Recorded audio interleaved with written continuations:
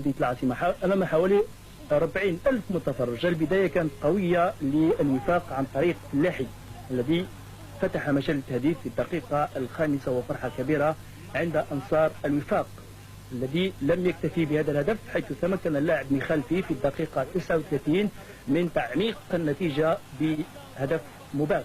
وفرحة كبيرة دائما عند أنصار الوفاق. في الشوط الثاني فضيل دوز في الربع ساعة الأخير قلص الفرق وأعاد الأمل لعشرات الآلاف من أنصاره، ولكن سرعان ما تمكن هذا الفنان يسعد برحلي من مباغتة الجميع وتسجيل هدف أقل ما يقال عنه أنه هدف جميل جدا ويستحق الإعادة. يسعد برحلي المهاجم الدولي لن يقضي على أحلام المولودية في العودة في النتيجة و3-1 بالطريقة والأداء بالنسبة لفريق وفاق سطيف الذي كان ضرب بقوة في الجولة الأولى 3-0 أمام فريق مولودية قسنطينة، وأكد ذلك عشية اليوم بملعب 5 جويلية الأولمبي.